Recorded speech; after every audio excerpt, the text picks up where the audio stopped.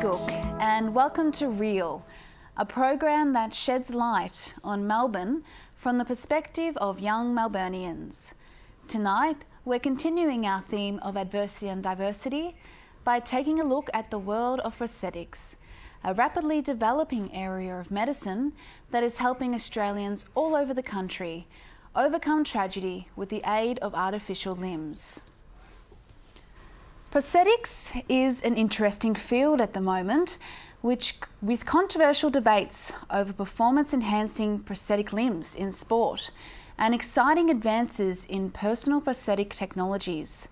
Prosthetics have been around for the last 3,000 years, from the infamous peg leg of pirate fame to more intricate models. Today, prosthetics are evolving rapidly.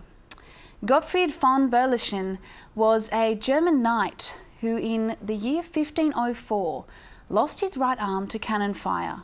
He not only built himself a prosthetic arm made out of iron, but it was so advanced it could hold objects ranging from a sword to a feather pen. In fact, that very same prosthetic is still on display at Jagdhausen Castle in Germany. Something to look up on that Europe vacation maybe. First up though for tonight is a documentary directed by Alex Nicholas Dalton-Bocquet called The Man with One Leg. It follows the life of wheat farmer Jim Anders after the loss of his leg in a tragic farming accident. It is a moving story about courage and determination in the face of extreme adversity. Let's take a look.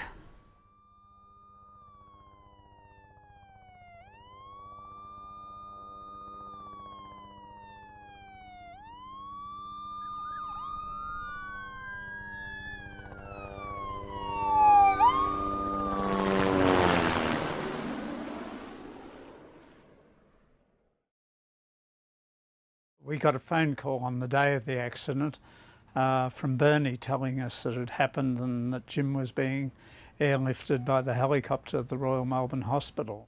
I guess a bit of surprise and then disbelief and then, well, how serious is it? She said straight away, he's alive, and I thought, oh, that means, it's bad. We have a horrendous situation where this machine not only wanted to kill him, but wanted to eat him.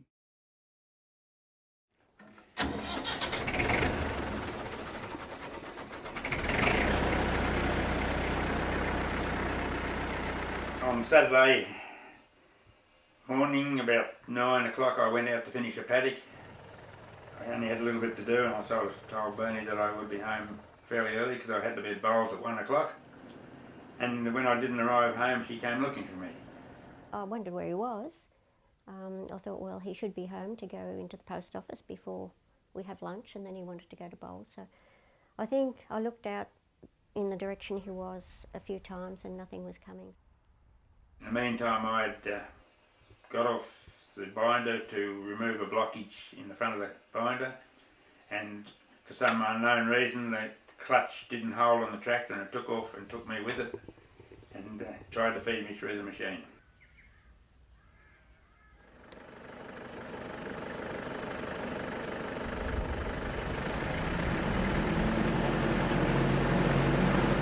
He was stuck and the tractor just kept driving around the paddock with Jim's foot severed and hanging by the Achilles tendon beneath the machine. When it first happened, I just thought, well, this is the finish, I can't do anything about it. And I was probably accepting the fact that I wasn't going to get out of it.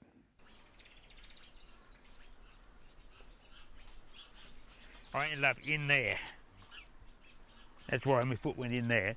And it has a big reel that goes round and round, and that knocked me in. Now there's a canvas goes along there, and the straw goes up between two canvases here and out there. Now it tried to feed me up through there. I ended up being caught in the knife with my foot cut off, 3 broken ribs and a punctured lung and lots of skin removed. And I stayed there for about 2.5 hours until my wife found me. Luckily I knew where he was. I'd been out there a few days before. It was a bit awkward because you had to come in off the road and go along a channel and then go in the gate. I probably got about halfway towards the binder and the tractor and nothing was moving. and then he sat up. So that was a good sign.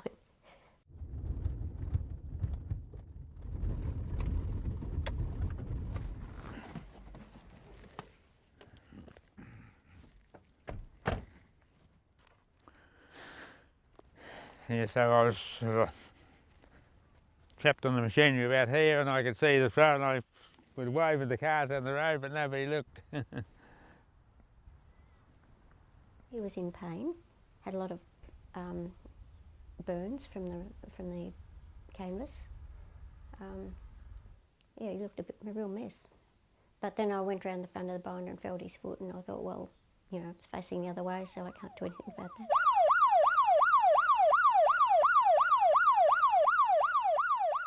Within quarter of an hour, there's people everywhere. The ambulance, the police arrived, neighbours came out to help. I did say to him, how do you feel about losing your foot? Well, he wasn't too worried about that, just wanted to get out of there.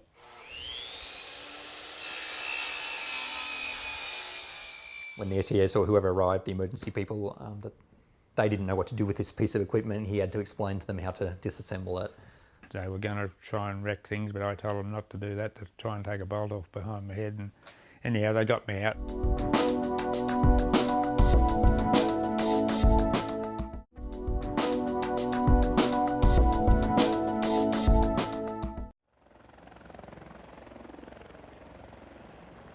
It took an hour from the paddock to the Royal Melbourne Hospital, and once I was there I had people everywhere, doctors looking at me and doing things and sticking tubes in me. And I said, they cut my boot off, and I said, you haven't cut my good boot, have you? Incredibly fortunate thing was the day before he had replaced the piece of rope that enables him to cut the machine dead. I had a little string on a little button around here which stops the tractor. So, and all I had to do was pull that string, and that button come out, and that stops the tractor. Had it been the original piece of rope, he may not have reached it. He probably wouldn't have survived. Years earlier I had a few mishaps that could have been dangerous, so I thought we better have a safety sock. And that's right, if I hadn't had that I still would have been going around today. Still around today. He decided it was hanging down, was in the way, it was a little bit long. He'd planned to cut it off, this thing, this rope, and he didn't have his pocket knife with him, so he didn't do it. If fate was there, I suppose, if I had to cut it off I wouldn't have been able to reach anything. I remember going into the emergency room, I think, and seeing him lying noticeably beaten up, but he seemed in good spirits. Like someone who'd been through a war, you know, really badly, in pretty bad shape. And they were considering the fact of trying to save the leg. They said it would be probably 6 years or more operations, and it'd probably nearly have to come off anyhow. I said, forget about that. So that's my golf shoe set up on one leg there.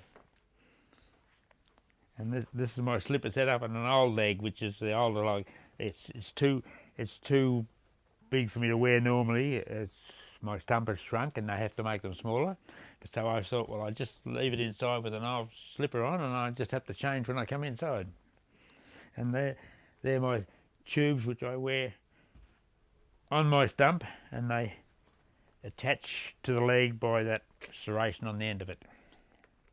He had to have most of the lower part of his left leg removed, and then they used the muscle to wrap over the stump in order to sew that all up and make that kind of workable. So all I have to do now is to pull it off like that, and I've got 2 socks on here because that's all I need to make the extra thickness. Sometimes I had to put 8 socks on to make it fit, and then all that does is pull off like that, and that's where my stump finishes. And as you see, it gets quite thin. There's no muscle there at all. It's just skin and bone. The rehab was interesting, fairly depressing. A lot of people are very worried about the condition. I mean, some of them have had some really bad problems. The centre must have loved Jim because he was trying to break a record each day and And it was a remarkable contrast to many of the other patients. I used to go around talking to them all and cheering them up. And one lady said, I really enjoyed that conversation. We'd been talking for about an hour. She said, I haven't spoken to anyone since I've been in here. I remember one of the other guys saying, apparently said to him, Jim, slow down a bit, you're making the rest of us look bad. We had a group of 9, I think 10 in the group when we were doing physio, and we only had 9 legs between us. I don't think he's changed a lot in his life, which probably tells me that he was living it well anyway. What's the trouble? Eh? What's the trouble? Do you want your photo taken? You know, some people have a near-death scare and change direction completely as like a wake-up call, but you know, I think Dad's just coasted on as he has very well. So I just take it out like that, carry it out under my arm when I go to golf. Yeah, that's awesome. I go to golf like this. He's stoic. He has great perseverance. Practical, very practical. Just really caring and funny and just loves his family a lot. Very laid back, casual but positive attitude. Down to earth, inspirational and positive. There's a great line of Les Murray, the unfallen blow batters one to death. It's about being afraid of what the future might bring. I think that applies to Jim. He doesn't worry about the future. He doesn't worry about the past. He's a survivor rather than a victim.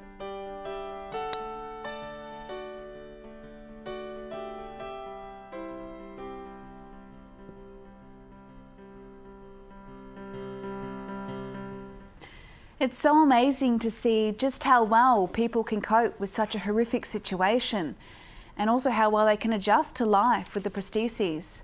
I can't even begin to imagine what that would be like. Jim's determination and positive outlook on life, even while dealing with such loss, is truly extraordinary. Of course, he has had a wonderful network of friends and family who have lent him their strength and support. And as Jim's wife Bernie can attest, having that support certainly made it easier to bounce back as opposed to battling it all out alone, especially in country Victoria. We all here at Real wish Jim the very best, but it looks like he's doing quite well, and we've learned his golf par has never been better. Unfortunately, Jim's story is not uncommon in Australia. Each year, hundreds of Aussie farmers suffer loss of life and limb due to farming accidents. In 2009 to 2010 alone, there were 26,800 cases of serious claims arising from injury in the agriculture sector in Australia. Here's a short segment exploring this tragic issue.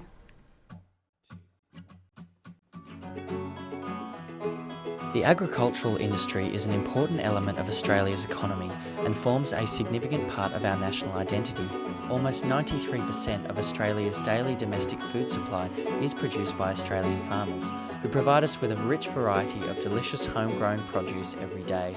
It is estimated that there are 134,000 farm businesses in Australia, most of these being family-owned and operated. Yet within this vibrant industry, tragedy is never far away. Every year, on average, 100 Australians lose their lives in farm accidents, with many more suffering debilitating injuries, including the loss of limb. There are many organisations working hard to make the industry a safer place, but it is important that all Australians are aware of this tragic loss of life. As a nation, we must strive to make the farming industry a productive and safe place for the future. Well, hopefully increased awareness on farm safety will help bring down the frequency of accidents that happened around Australia. The health and safety of working Australians should be at the forefront of public consciousness, considering our country is a major agricultural producer and exporter. We're going to take a short break for now, but after this, we're going to delve further into prosthetics, the field that is giving victims an increased quality of life.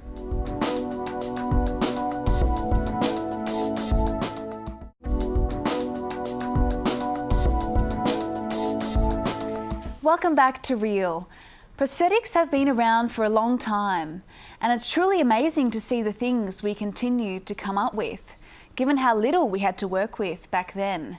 Necessity, however, is the mother of all invention, and in our next segment, we are going to be taking a look at the history of prosthetics, and there are certainly some very interesting examples to be seen. Prosthetic technologies have evolved to a point where amputation is no longer a death sentence. The fairy tale images of pirates with peg legs and hook hands have long faded into history, along with the primeval prosthetic devices that gave birth to their origins. From the early ages, limbs would be brutally hacked off using saws with no anaesthesia, then cauterized with burning hot instruments. Mortality rates were extremely high, and most people were lucky to survive long enough to even have a prosthetic fitted. In 1810, Napoleon's legendary surgeon, Dominique Jean Loret, is renowned for amputating 200 limbs in 24 hours, of which only 4 survived. They were the lucky ones. In the old days where it was often painful or difficult to walk, we now have prostheses that are much lighter and much more comfortable. We have certainly come a long way from those rather gruesome times.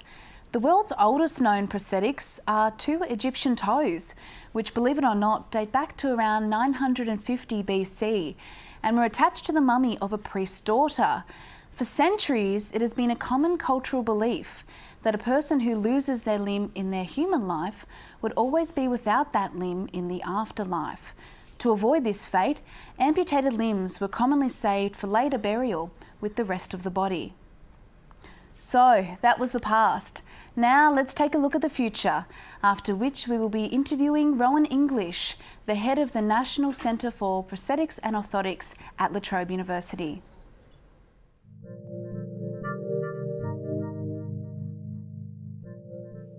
From cables to electrodes and everything in between, prosthetics have developed into a technological masterpiece like never seen before. Long gone are the days when an artificial limb is attached for mere looks. Today, it's all about restoring movement and functionality. As you've seen here at the prosthetics department at Caulfield Hospital, there are many different types that are made from a variety of materials. The typical prosthetic device consists of a custom-fitted socket, knee cuffs and belts that attach it to the body, as well as a prosthetic sock that cushions the area of contact, and, in some cases, realistic-looking skin. Certain parts of the limb have traditionally been made from wood and rubber, but today, a prosthetic device should be lightweight, which is why they are now made from different plastics. So what are the different types? There's the conventional body-powered prosthetic, which is controlled by cables, or the more modern type, the externally powered prosthetic, which uses electrodes to perform a movement. But then there's the prosthetic of tomorrow, the target muscle reinnovation. It allows people to control the limb with their mind. And it's thanks to these ongoing technological developments that allow amputees to return to their everyday life.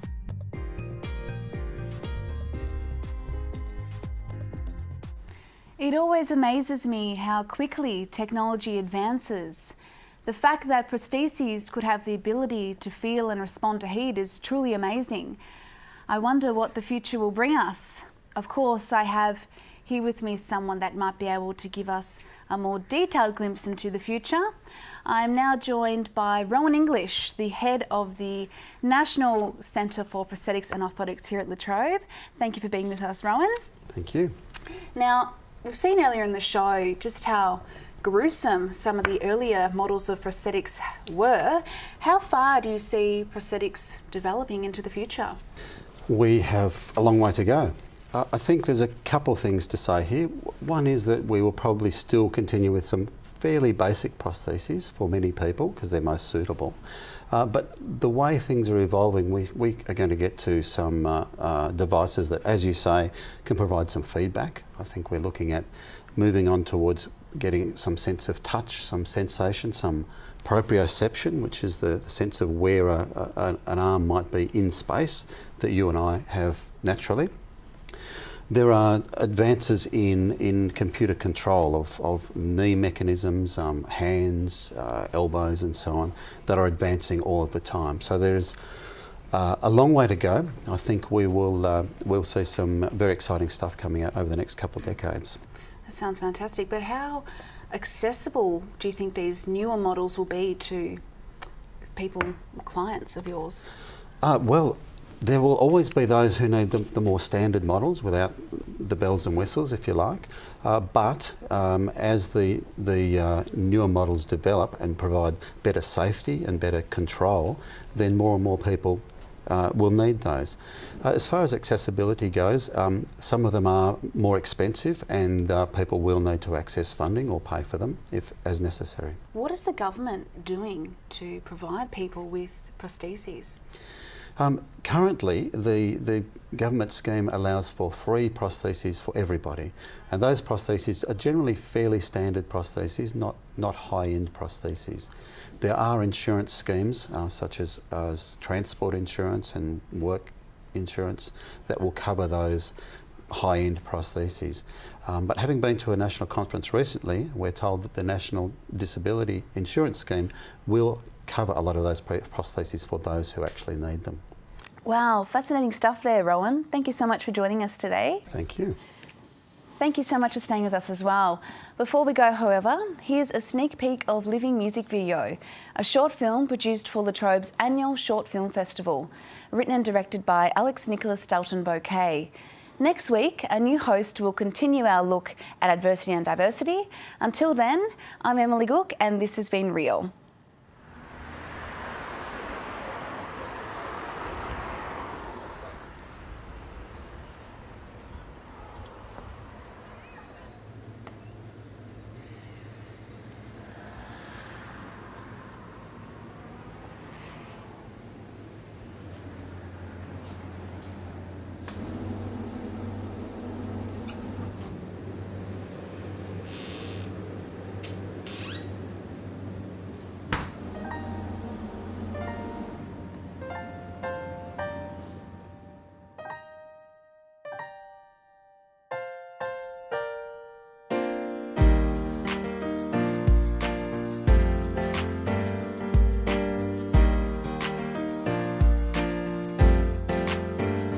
Yo, I was running this milk bar since before you were born, stacking the shelves with my old Uncle Sean. He taught me the ropes, pulled me up when I tripped, and when I messed up he knew just where to hit. And when the time came for me to take charge, I rose to the challenge to make the business so large. From a small-time milk bar to the centre of the hood, I built this place up as I knew I would, yeah. Running a milk bar is so hard, but we rise up. Serving the community is our charge. Selling. Yo, I love my community, I serve the streets, but there's one thing that gets me mad as could be. See all your people come and go as you please. I'm the king of this store, you should be down on your knees. Young punks like you come look at the milk, but you really want chocolate and you go for the steal. I'm sick of this shit, it's time to pay. Look into my eyes and feel the pain, yeah. Running a milk bar is so hard, but we rise up, yeah. Serving the community is our charge. Selling milk, selling milk, yeah. Yo, my father once told me if someone does you wrong, don't back down, you gotta rise up, be strong. Draw your weapon and look them in the eye. Tell them what they've done and ignore them when they cry. So this is for justice, this is for your crime. This is for the milk bars going through hard times. Say your goodbyes, take your last bite. This will fix you up in the next life. Running a milk bar is so hard, but we rise up, yeah. Serving the community is our charge.